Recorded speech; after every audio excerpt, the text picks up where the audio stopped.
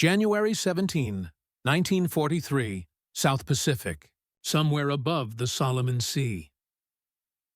The morning sun bleeds through fractured clouds, scattering gold across the ocean's surface. A single American fighter carves through the haze, its wings trembling under the strain of violent maneuvers. Behind it, three Mitsubishi A6M Zeros close in, engines howling in harmony, like hunters circling prey. The pilot's breathing is steady. Oxygen mask fogs with each exhale. The altimeter spins downward. He jerks the control stick, once, then again, and the aircraft lurches in a motion the Zero pilots do not expect. The turn is too sharp, too unnatural. Metal groans, rivets strain, but the wings hold. In seconds, the tables turn. Tracers slice past the cockpit of the lead Zero. Now the hunted. The modified aircraft dives, pulls, rolls, breaking every textbook rule of aerial combat. No one in command had approved this adjustment. No engineer had signed off. Yet, that morning, one man's defiance rewrote how the Allies fought in the sky. When the Pacific War erupted in December 1941, Japan's sudden offensives shattered the illusion of Allied air superiority. From the Philippines to Malaya, from Rabaul to Wake Island, Japanese fighters ruled the skies. Among them, one machine became legend and terror combined: the Mitsubishi A6M Zero. Light, agile, and devastatingly precise, the Zero was unlike anything the Americans or British had faced. It could climb faster, turn tighter, and range farther than most Allied aircraft. Its pilots, many trained since the 1930s, were veterans of China's skies, disciplined, fearless, and methodical. The early war years belonged to them. American aviators entered battle flying the F-4F Wildcat, tough but sluggish beside the Zero. Reports poured in from the Coral Sea, Midway, and Guadalcanal. Allied squadrons were losing 3, sometimes 4 aircraft for every Zero destroyed. Commanders called it bravery. Pilots called it suicide. Something had to change. By mid-1942, the U.S. Navy and Marine Corps recognized they weren't just fighting an enemy nation. They were fighting a superior design philosophy. The Zero's lightweight frame, devoid of armor, allowed it to twist through the air with impossible grace. In contrast, American fighters were heavier, slower, but marginally better protected. It was a contest of endurance versus maneuver, and the Zero's agility made every dogfight a dance of death. Intelligence reports began circulating after the Battle of Midway. Debriefed pilots spoke of Zeros capable of vertical climbs that defied physics. Engineers dismissed these accounts until wreckage from downed Japanese aircraft was recovered. The secret lay not in engine power, but aerodynamic purity. The Zero's wings offered minimal drag and extraordinary lift, yet were dangerously fragile under high G loads. To the pilots struggling to stay alive, technical briefings meant little. What mattered was survival. Every mission from Henderson Field to Bougainville was a gamble. Outnumbered, outclimbed, and outturned. They learned to use the sun, the clouds, and even the ocean glare as weapons. Tactics replaced technology. It was during this desperate learning period that individual ingenuity began to surface. Out on remote island airstrips, ground crews worked with salvaged parts, repairing bullet-riddled wings and scorched engines with nothing more than welding torches and sand-filled oil drums. Standardization vanished. Field modifications became the language of adaptation. Some pilots trimmed control surfaces for faster rolls. Others experimented with fuel mixtures to gain a few hundred feet per minute in climb rate. There was no official approval, only survival-driven creativity. The U.S. command discouraged such actions, fearing structural failures. Yet, as losses mounted, caution gave way to quiet rebellion. The war's technical center of gravity began to shift in 1943. The F-6F Hellcat and P-38 Lightning were entering service, bringing speed and durability, but many pilots still flew outdated Wildcats. They couldn't wait for new machines. If they were to stand a chance, they would have to reinvent the ones they already had. One pilot, whose name would soon circulate in whispered admiration, began studying the Zero not as an enemy, but as a teacher. He watched its turn radius, counted its roll rate, noted when its wings flexed under pressure. He realized that victory didn't lie in matching the Zero's grace. It lay in breaking its rhythm. To do that, his aircraft needed to move in ways no manual permitted. It started with measurements scribbled on a maintenance log. A few degrees here, a minor twist there. An adjustment that would change how his wings met the wind. It was unauthorized, undocumented, and potentially catastrophic. But to him, the danger of inaction was worse. Above the Solomon Islands, surrounded by wreckage and loss, innovation was no longer a luxury of engineers. It was a necessity born of survival, and so, beneath palm-lined runways and sweltering hangars, the seeds of defiance took root, not through command orders, but through the quiet hands of men who refused to die by the book. By early 1943, the balance of the air war in the Pacific was beginning to shift, but only slightly. American industry was awakening. Factories in California and New York working around the clock to replace every fighter lost over the Solomons. Yet the front lines remained thin. Isolated airstrips carved from jungle, manned by exhausted squadrons flying patched-up aircraft that barely held together after each sortie. From the skies above New Guinea to the atolls of the Marshalls, the same question haunted pilots after every mission. How do you fight an enemy who can turn inside your shadow? For engineers, the answer was mechanical. For pilots, it was instinct. Captured intelligence offered the first real opportunity to learn. In June 1942, an almost intact Zero crash landed on Akutan Island, Alaska. Recovered by the U.S. Navy, it was repaired, tested, and dissected. The data revealed the Zero's two defining traits: its lightweight structure and astonishing lift-to-drag ratio. The trade-off, however, was fragility. At high speeds or steep dives, its control surfaces stiffened, and its wings risked structural failure. That revelation gave Allied tacticians hope. If the Zero ruled the low-speed turning fight, perhaps victory lay in speed, dives, and hit-and-run tactics. The boom and zoom doctrine took form: strike from above, dive through, and never dogfight. It worked in theory, but in the Pacific's chaotic skies, combat rarely followed theory. Outnumbered, fatigued, and operating in primitive conditions, pilots often found themselves trapped in turning battles they were told never to enter. Those who survived began developing personal solutions. Some adjusted engine throttles mid-turn to change airflow over the wings. Others reduced ammunition loads to make the aircraft lighter. Every pilot became part engineer, part gambler. Among these innovators were men stationed in the Solomon Islands campaign, a grinding air war that lasted from 1942 to 1943. From Henderson Field on Guadalcanal to the fighter bases of Munda and Baracoma, squadrons fought daily duels with the Imperial Japanese Navy Air Service. Losses were high, replacements few. And yet, within this crucible of exhaustion, transformation was taking place. Field modifications no longer felt like rebellion. They became survival tools. Mechanics adjusted wing dihedral angles to stabilize roll performance. Some even filed down propeller blades for improved thrust response. Unofficial reports spoke of pilots experimenting with rigging tensions and aileron trims, creating unpredictable flight profiles that confused Japanese opponents. Commanders often turned a blind eye.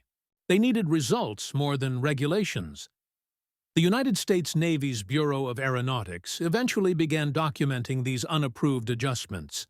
Many were reckless. Some, however, worked. especially one particular modification involving wing alignment.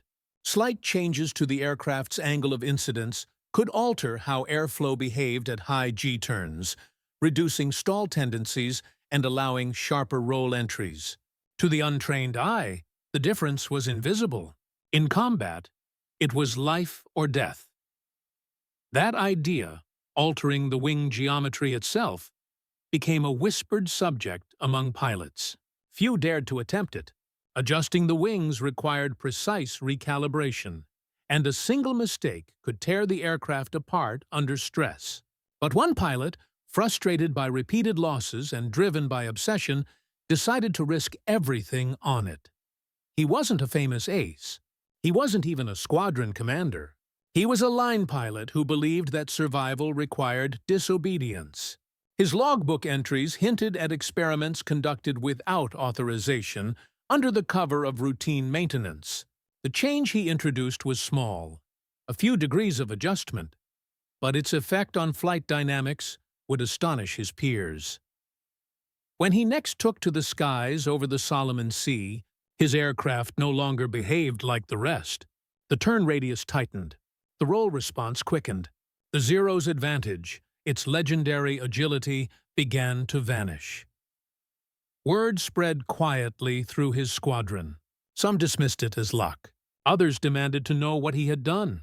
He gave no technical explanations, only results.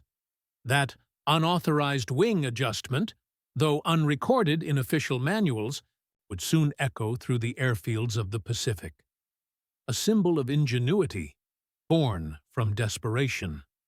And as victories began to rise, command finally took notice. He was young, no older than 24, but already carried the exhaustion of 10 lifetimes. The tropic heat never left the cockpit.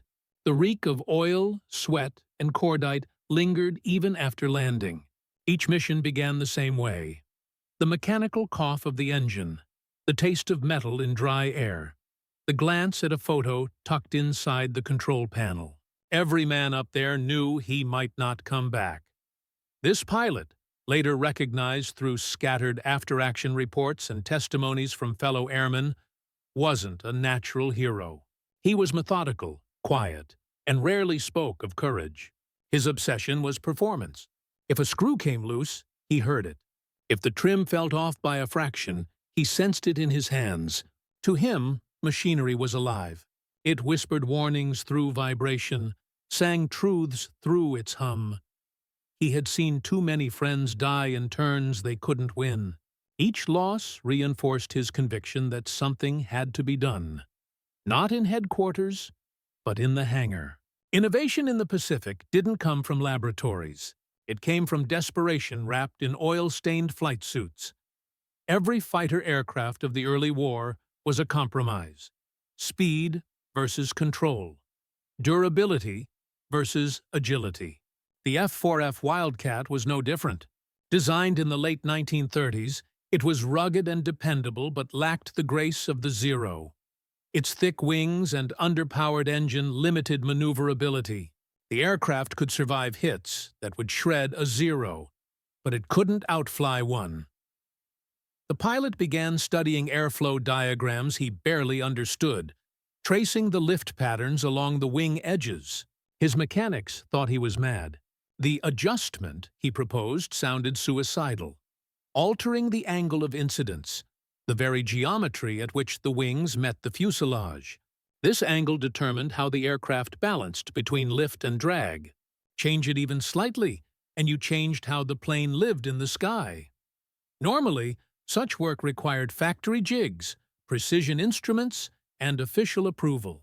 Out on an island strip surrounded by palm trees and wreckage, there were none. There were only wrenches, jacks, and determination. The adjustment, believed to be between 1 and 2 degrees, was subtle, almost invisible, but it shifted the Wildcat's center of lift, improving roll initiation and reducing induced drag in steep turns. Technically, it was an illegal modification. The Bureau of Aeronautics would have grounded the plane on sight. But war blurred the lines between protocol and necessity. When the pilot tested it, The difference was immediate. The aircraft felt lighter in the stick, more responsive. Where before he fought the controls in tight maneuvers, now the machine seemed to anticipate him. Yet, the risk was immense. At high speed, the wings endured stresses beyond design limits. Any mistake could shear them clean off. Every flight after that became an experiment under fire. Each turn, each roll, was data gathered in the crucible of combat. He didn't boast. He didn't request recognition. He simply flew and lived. Soon his squadron began noticing the difference. He was turning with zeros and coming out alive. At first, they called it luck. Then, when the pattern repeated, curiosity replaced disbelief. Mechanics crowded around his aircraft after landings, tracing the rivet lines, inspecting the seams for clues. When pressed for an explanation, he shrugged it off, said his plane just handled better. Only his crew chief knew the truth. Together, they had bent the rules of aerodynamics just far enough to bend the outcome of battle. In official records, his name appears only briefly, mentioned in maintenance notes and combat reports. Yet his influence spread like wildfire. Word passed through mess halls, across squadrons, between pilots desperate for any edge. A few tried to replicate it, some with success, others with tragedy. Not every aircraft survived the stress, but those who mastered it found themselves suddenly capable of defying the once invincible zero. Behind every victory was a silent act of defiance. A mechanic's wrench turned a little too far.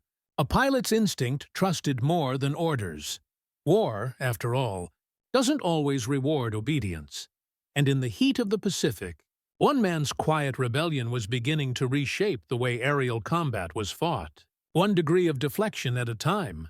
Aerial combat in 1943 was part science, part instinct, and entirely unforgiving.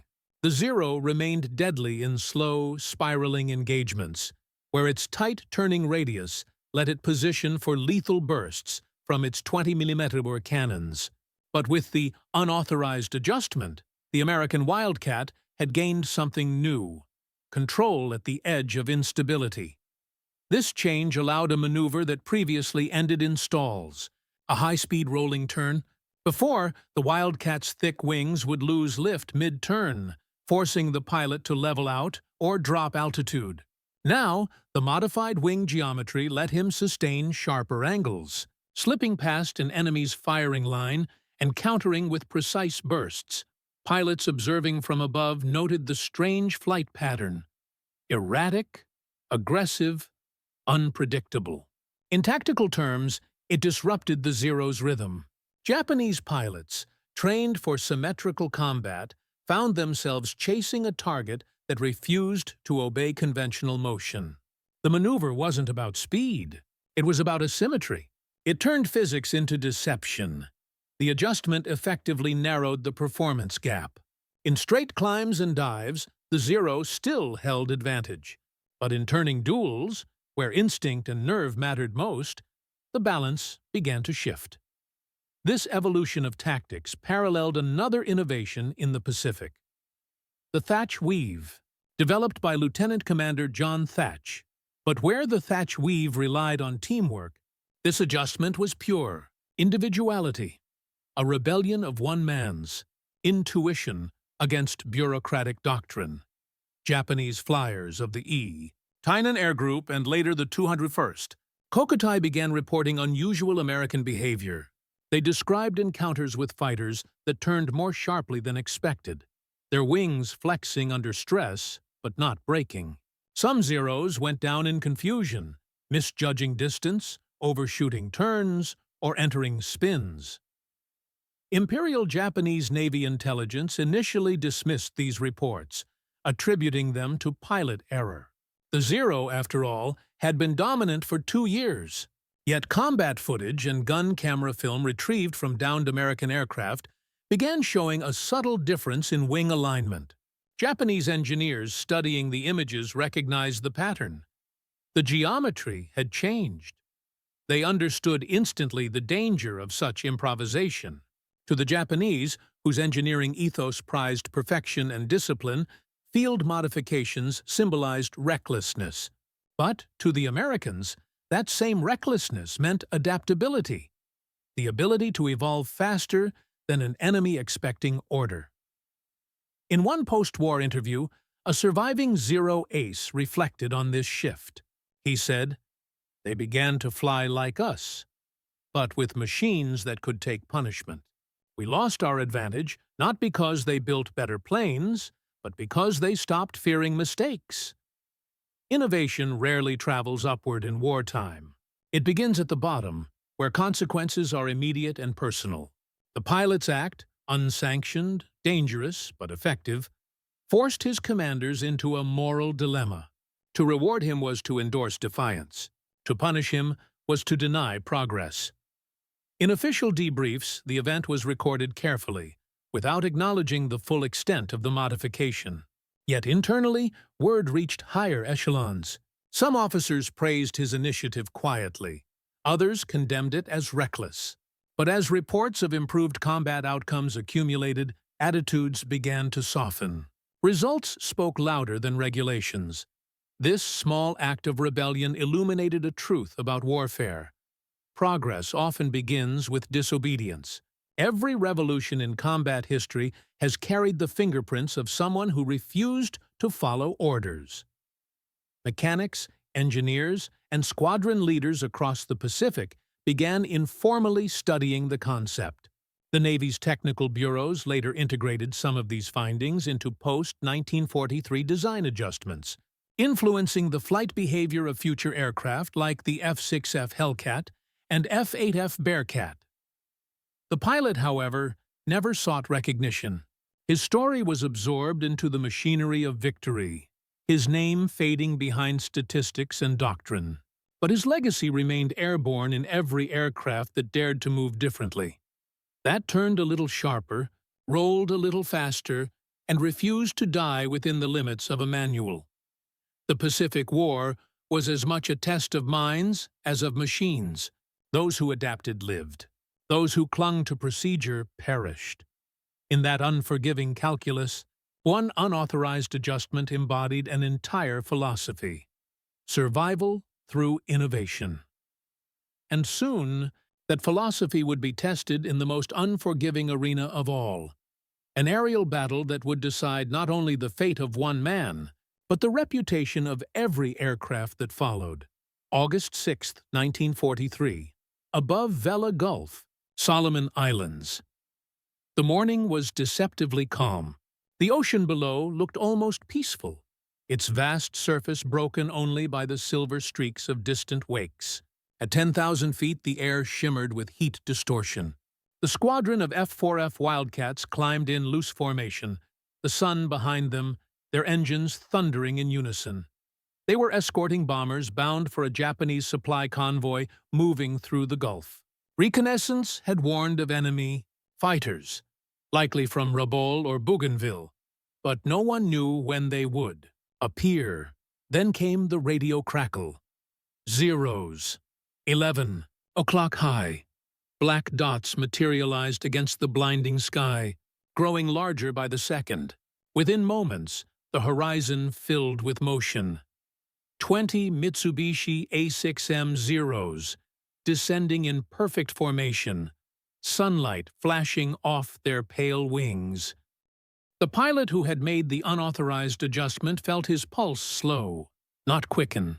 His mind was calm, detached. This was the test. Every calculation, every sleepless night beneath a tin-roofed hangar, every risk, it all led to this moment. He pushed the throttle forward. The Wildcat surged ahead. The two formations met in a violent collision of speed and noise. Machine gun fire ripped across the sky. Tracers streaked past the cockpits like fiery needles. The pilot dove into the chaos, instincts replacing thought. A Zero latched onto his tail. He could almost feel its cannon bursts vibrating through the fuselage. The usual tactic was to dive away. The Wildcat could outdive, but never outturn the Zero. Yet this time, he didn't dive. He turned.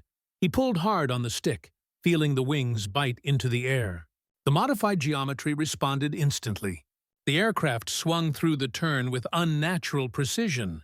The G-forces pressed him deep into his seat, his vision narrowing, his breath shallow through the oxygen mask. But the plane held. The Zero overshot, caught off guard by the sudden reversal. The pilot leveled just long enough to squeeze the trigger. A burst of .50 caliber rounds tore through the Japanese aircraft's wing. Flames erupted. The Zero spiraled downward, trailing smoke toward the sea. It was the first confirmed kill using the adjusted configuration. Radio chatter filled the air. 2 on my 6. Oh, brake left. I've got one climbing high. The formation dissolved into scattered duels. The sky became a maze of intersecting contrails and smoke trails. Every turn, every climb was a matter of life and seconds. The pilot fought through 3 engagements in less than 5 minutes. Each time, the same advantage repeated. Sharper turns, quicker rolls, unexpected recoveries. His aircraft moved differently, unpredictably. The Zeros couldn't match the rhythm. At one point, he entered a rolling scissors maneuver, baiting a pursuing Zero into a climb, then dropping suddenly beneath it. He fired upward, catching the enemy plane in its belly. Another explosion, another kill, but victory came at a cost. The stress on his aircraft was immense. The modified wings creaked audibly. The rivets along the leading edge began to warp from the strain. Oil pressure dropped. He risked catastrophic failure with every maneuver. But retreat was impossible. Other pilots noticed. "What the hell is he doing up there?" One shouted over the radio. His plane shouldn't have survived those turns, but it did. Watching from a distance, squadron mates saw maneuvers they hadn't believed possible from a Wildcat. One later described it in his report. "He turned that bird like it was a Zero, maybe tighter. I thought he'd snap the wings clean off. Instead, he shot 2 of them down before I even rolled in." For the first time, American pilots began to feel they could fight the enemy on equal terms. The Japanese formation, now disorganized, tried to regroup, but the momentum had shifted. The adjusted Wildcat had broken their rhythm, forcing them into defensive spirals, an unheard-of reversal in Pacific air combat. As the battle dragged toward its chaotic end, the pilot's engine began to sputter. Oil sprayed across the windscreen. His fuel was nearly gone. He had one last burst of ammunition. Through the haze, he spotted another Zero diving toward a friendly bomber. He lined up his sights, steadied his breathing, and pulled the trigger. The guns coughed once more, and the Zero disintegrated mid-dive, its right wing shearing off, vanishing into a bloom of fire. The pilot pulled up hard, barely clearing the falling wreckage. His own aircraft groaned under the strain, instruments flickering. The structural limits had been exceeded. He throttled back, coaxing the machine toward base. Every vibration, a reminder that ingenuity and catastrophe were separated by inches. Behind him, the sky still burned. Fragments of aluminum drifting toward the sea like silver leaves. That day, Allied losses were minimal. Japanese intelligence later recorded 9 Zeros lost, an uncharacteristic defeat. And among the wreckage and debris, whispers began circulating across the Pacific. One pilot had done the impossible. When his battered Wildcat landed back at Barracoma Airfield, the mechanics were waiting before the propeller even stopped spinning. The aircraft's wings were quivering, one panel half detached, bullet holes stitched across the fuselage like burn marks on parchment. The pilot climbed out slowly, drenched in sweat, eyes bloodshot from the strain. He said nothing. He didn't have to. The scorched paint along the wings and the smoke-stained cowling told the story. 3 confirmed kills, 1 probable, and an aircraft that should not have survived. His crew chief, a wiry man with grease permanently etched into his hands, ran a palm along the left wing edge. "You shouldn't be alive," he muttered. The pilot only nodded. The day's combat report was unlike any before it. Witnesses described maneuvers that defied the known limits of the Wildcat, rolls executed at impossible angles, turns that outmatched even veteran Zero pilots. The squadron commander, skeptical at first, ordered an inspection. When the engineers examined the wings, they discovered the subtle but unmistakable adjustment, a deliberate change to the angle of incidence. Technically, it was sabotage, but strategically, it was genius. The discovery triggered immediate debate. Within hours, the modification was reported to the senior air officer on the island. The reaction was swift and divided. Some saw brilliance, others saw danger. Altering factory geometry without authorization violated every regulation in the book. Yet, the results could not be denied. Reports from the engagement showed unprecedented survival rates. Against a larger Japanese formation, the squadron had lost only one aircraft, an outcome previously unimaginable. For the first time, Allied pilots had fought Zeros on equal terms and won decisively. Word reached command centers at Espiritu Santo and later Pearl Harbor. Technical officers reviewed the data, studying photographs of the modified aircraft. Aerodynamic specialists calculated the effects.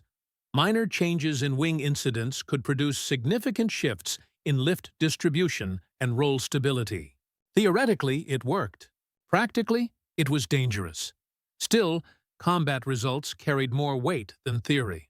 The modification was quietly documented, filed under field experimentation, not approved. But among the pilots, it was already legend. Within weeks, imitation began. At airfields across the Solomon Chain, mechanics whispered of the adjustment, experimenting during night shifts when no inspectors watched. Some made tiny changes. Others went too far and paid the price. A few aircraft suffered catastrophic stress failures, confirming the danger. But the idea had already escaped containment. Innovation was airborne. By September 1943, combat reports began showing a gradual rise in American kill ratios. Official communiqué credited better tactics, improved morale, and new aircraft deliveries.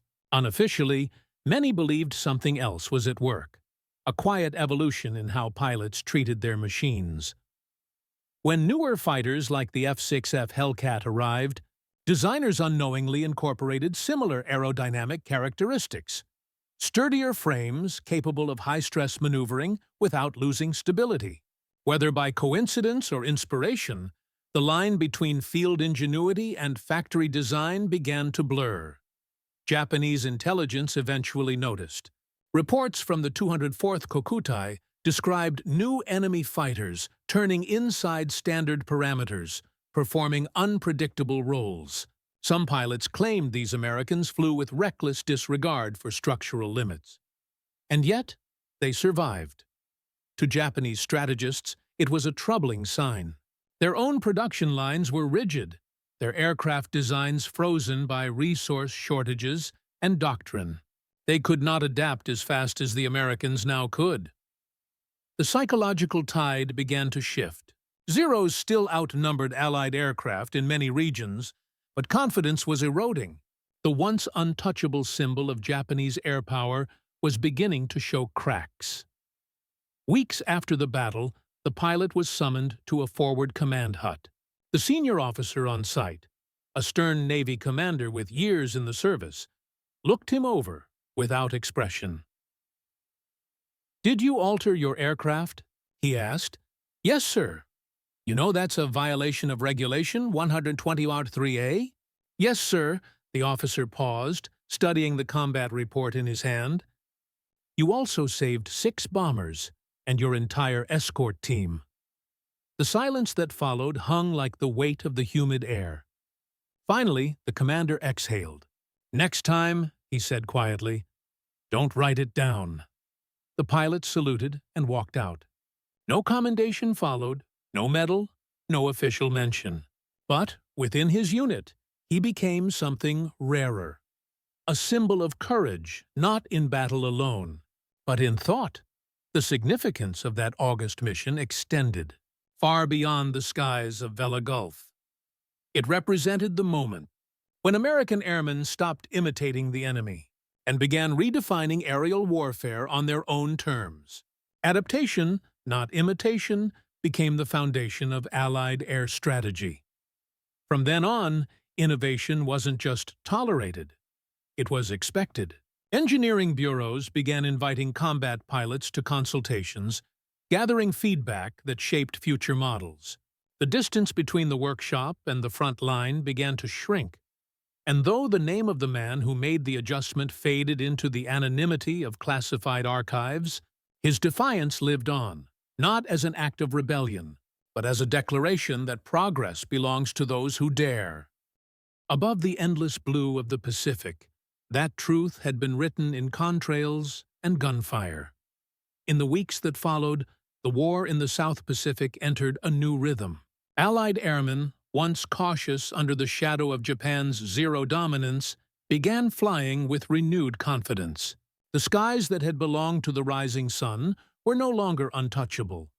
The unauthorized wing adjustment, a phrase that would never appear in official records, spread like a rumor wrapped in steel. Technicians whispered about it between sorties.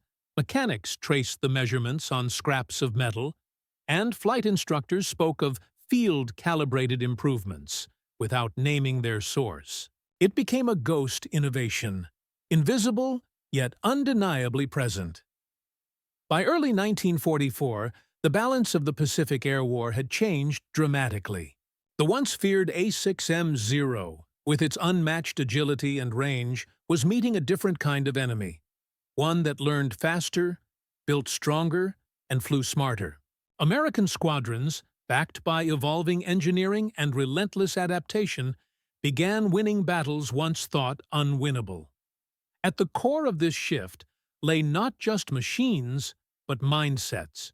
Commanders noticed a new kind of creativity emerging within their ranks. Crews no longer saw their aircraft as fixed instruments of war, but as tools they could shape to survive.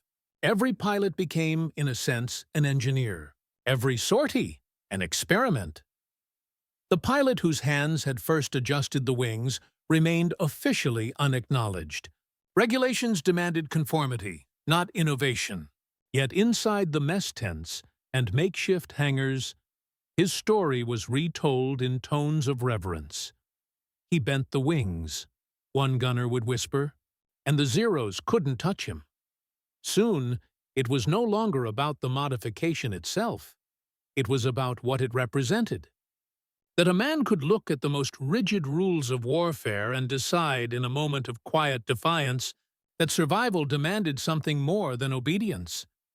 Historians later traced this phenomenon through declassified reports. They found that, across multiple airfields, several other pilots made similar adjustments within months of that first recorded incident. Whether inspired by rumor or instinct, they reached the same conclusion. The Wildcat could be pushed further than its manuals claimed. In 1944, as production of the F-6F Hellcat and F-4U Corsair intensified, engineers at Grumman and Vought unknowingly embedded the same aerodynamic balance the field adjustment had achieved. Stronger roll authority, higher structural limits, and improved stall recovery. These changes made the new generation of American fighters more stable at high G loads, less vulnerable to snap rolls, and capable of sustained dogfighting at low altitudes, precisely where the Zero had once dominated. It was as though the battlefield itself had whispered back to the drawing board. The pilots didn't know it, but the ghost of one mechanic's wrench and one pilot's intuition had traveled all the way to the factories in Connecticut and New York. The unofficial became institutional. Meanwhile, in Japan, engineers struggled to compensate. Aluminum shortages, fuel scarcity, and industrial bombing crippled innovation. The A6M-0, once a marvel of simplicity and precision, became outdated by 1944. Its lightweight frame, once its advantage, now made it fragile against heavier armed American planes. Pilots who had once outmaneuvered everything now found themselves cornered. their aircraft breaking apart under fire from Hellcats and Corsairs that seemed to dance through the air with impossible confidence. The shift was brutal, undeniable, and irreversible. Behind it all was a single truth. The war in the Pacific was now a test of adaptation. Factories that could evolve, crews that could think, and leaders who could trust field ingenuity. They would decide the outcome, the man who had bent. The wings had unknowingly bent history itself. And as new operations loomed, from the Marianas to the Philippines, from Leyte Gulf to Iwo Jima, the skies were no longer defined by who flew faster, but by who learned faster. By the end of 1944, the Pacific Theater had transformed into a vast arena of technological evolution. Every airfield, every carrier deck, and every maintenance tent was part of an invisible race, not merely to produce more planes, but to make them smarter, tougher, deadlier. In the shadow of this transformation, the man who had begun it all remained faceless. His reports, buried under classified memos, never reached the desks of historians in his lifetime. The records that mentioned him did so indirectly. Aircraft modified in field, improved combat handling noted. It was the language of bureaucracy, masking a quiet revolution. But his influence lived on in every bolt tightened, every flight recalibrated for survival. Before 1943, Allied pilots flew by the book. Every dive angle, every throttle limit, every turn radius was memorized, regulated, and enforced. The Zero exploited that predictability. Japanese aces knew exactly how far an American pilot would push before backing off. After the adjustment, everything changed. The Wildcat squadrons that returned from combat began to report unusual handling characteristics. Not defects, but quirks that gave them unexpected control. These changes forced pilots to trust instinct over instruction. Manuals became guidelines. Combat became conversation between man and machine. What began as a single mechanical rebellion evolved into a cultural one. Commanders noticed that units willing to improvise were surviving longer.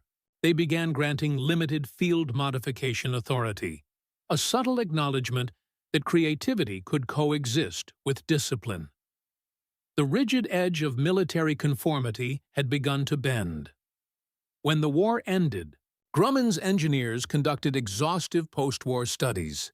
They analyzed flight logs, stress data, and pilot reports collected from every major engagement. Patterns emerged. Certain Wildcats, usually those with unrecorded repairs, had consistently higher performance ratings. It didn't take long for designers to see the pattern. Small variations in wing incidence and a reinforced aileron linkage could provide smoother roll transitions without compromising structure. These findings directly influenced the aerodynamic philosophy of post-war U.S. fighters, most notably the F-8F Bearcat and early jet prototypes. From a single field adjustment grew an engineering doctrine: flexibility breeds superiority. This doctrine would carry the U.S. Navy through the Korean War and beyond, shaping generations of aircraft that valued pilot adaptability as much as raw power. For the men who fought, however, the aftermath was quieter, heavier. Many who had witnessed the Wildcat's transformation returned home with the uneasy awareness that innovation often blooms from desperation. They had seen how necessity forced creativity, how fear, instinct, and survival can produce ideas no laboratory ever would. In reunion halls and veterans clubs decades later, they would talk about that period not as a time of machines, but of men. One former mechanic, interviewed in 1968, said, "We didn't think we were changing history. We were just trying to bring our boys back alive." That sentiment became the hidden heart of the story. The recognition that war's greatest advances often begin not with generals, but with someone in a workshop, staring at a problem no one else will fix. The name of the pilot who made the unauthorized adjustment was eventually lost to record transfers and redacted files. Some believed he perished later in combat. Others claimed he returned home, left the service, and never spoke of it again. But among aviators, his legend endured, told not in textbooks, but in hangars, where every rivet and bolt carried echoes of his defiance.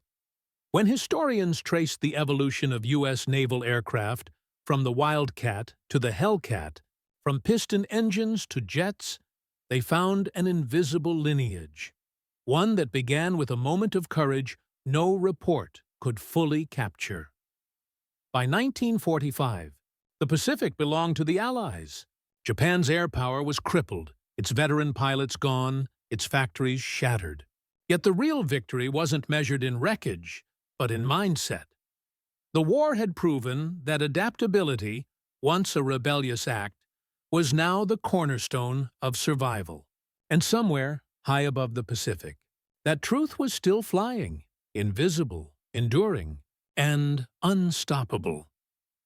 The sky had changed forever. History often records victories in numbers, sorties flown, enemies downed, battles won. But the truest victories are quieter. They live in the unseen choices, the whispered decisions made by men who refuse to accept that the rules of yesterday must define the limits of tomorrow. The pilot who bent his wings was never celebrated. There were no medals, no parades, no pages in strategy manuals bearing his name. Yet every time a new aircraft rolled off the assembly line, sturdier, faster, more agile, a trace of his spirit lingered in its design. His story reminds us that war, brutal as it is, remains humanity's harshest classroom.